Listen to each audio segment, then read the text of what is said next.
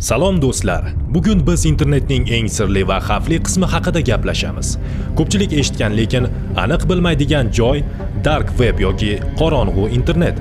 Bu oddiy Google orqali topilmaydigan, maxfiy va anonim dunyo. Bugun shu haqida to'liq va ochiq gaplashamiz. Lekin darhol ogohlantiraman, bu joy juda xavfli. Videoni faqat bilim olish uchun ko'ring. Hech qachon o'zingiz kirib ko'rmang. Demak, boshladik. Avval tushunib olaylik. Internet bitta emas, u 3 qatlamdan iborat desam ishonasizmi? Lekin bu haqiqat. Surface Web biz har kuni foydalanadigan oddiy internet. YouTube, Google, Instagram bu butun internetning atiga 4-5% tashkil qiladi. Deep Web bank hisoblari, emaillar, tibbiy ma'lumotlar qidiruv tizimlarida chiqmaydi. Bu internetning 90% ga yaqini. Dark Web eng chuqur va yashirin qatlam. Bu yerda saytlar Onion domenida bo'ladi va faqat maxsus brauzer orqali kiriladi. Dark Web qanday ishlaydi? Unga asosan Tor brauzeri orqali kirish mumkin. Tor so'zining ma'nosi The Onion Router.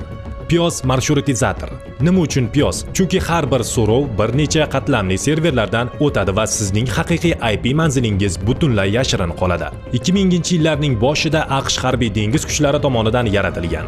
Asl maqsad maxfiy ma'lumot almashish va kuzatuvdan himoyalanish edi.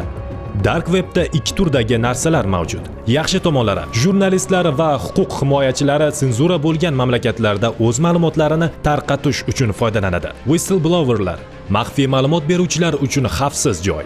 Ba'zi maxfiy forumlar va suhbatlar aynan Dark Web orqali amalga oshiriladi.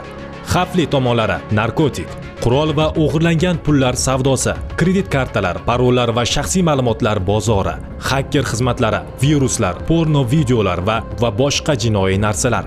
Siz kiberfiribgarlarga pul to'lashingiz va ulardan hech narsa undira olmay quruq qo'l bilan qolishingiz mumkin. Har yili Dark Web orqali milliardlab dollarlik noqonuniy savdo amalga oshiriladi. Ana endi eng muhimi, nima uchun Dark Webga kirmaslik kerak? Sizning qurilmangizga virus yoki ransomware tushishi juda oson. Sizni aldab pulingizni olishlari mumkin. Noqonuniy narsalarga qiziquvchanlik huquqiy muammolarga duch kelishingizga sabab bo'lishi mumkin. Ba'zi saytlarning o'zi sizni kuzatib, ma'lumotlaringizni o'g'irlashi mumkin. Hech qachon oddiy foydalanuvchi sifatida Dark Webga kirmang. Xulosa qilib aytganda, Dark Web bu vosita. Uni kim qanday ishlatishiga bog'liq. Ba'zilar uchun erkinlik vositasi, ko'pchilik uchun esa xavf va jinoyat manbai. Internetdagi hamma narsa bepul emas. Ba'zida qiziqishlar juda qimmatga tushishi mumkin.